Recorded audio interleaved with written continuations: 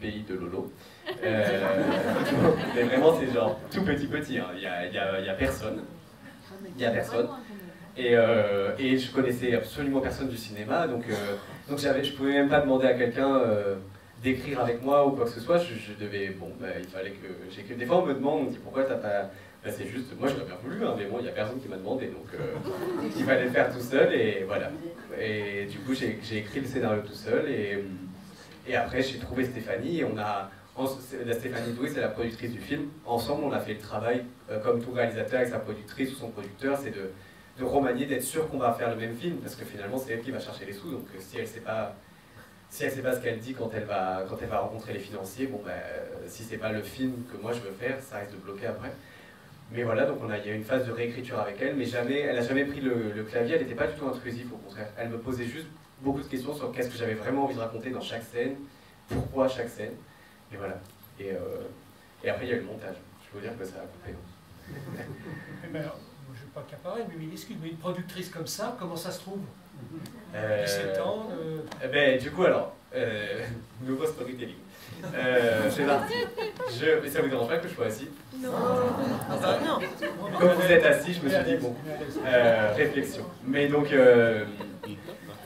Stéphanie, attendez, je me perds, je connais plus ma vie. Mais Stéphanie, je connaissais personne dans le milieu, il fallait que je trouve une... J'avais fait beaucoup de films avec mes amis, enfin beaucoup. J'avais fait des films avec mes amis, lycéens, collégiens et tout, enfin en étant en collège, en étant au lycée.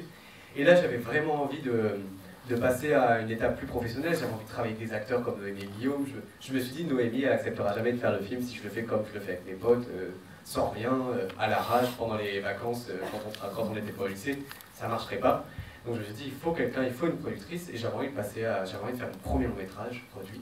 Et donc j'ai envoyé mon scénario par mail. Une fois que j'avais écrit, j'ai envoyé mon scénario par mail à 3 boîtes de prod dont j'avais aimé les films, qui avaient fait des films qui ressemblaient dans le genre et dans la fabrication de drapeaux de papier, des films français, dramatiques, indépendants.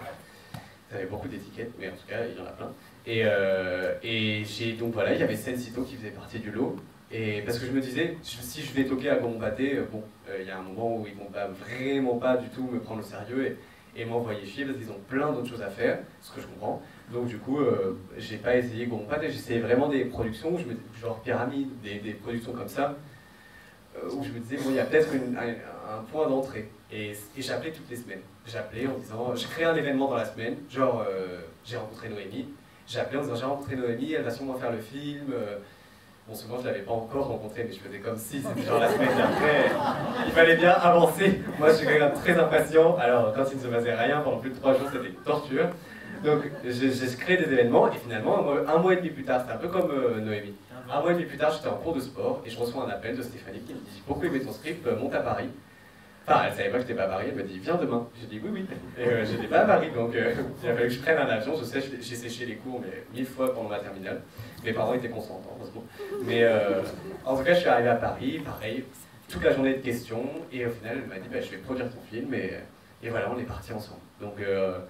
Donc c'est à chaque fois des histoires d'envoyer des scénarios, de se débrouiller, parce que moi, j'ai absolument rien contre, au contraire, les gens qui ont de la famille dans le cinéma ou qui naissent là-dedans, parce que quand on est, notre père il est boulanger ou notre mère elle est boulangère, on peut être boulanger, c'est pas grave. Donc là c'est pareil dans le cinéma, on critique beaucoup plus, mais finalement ça se fait tout le temps.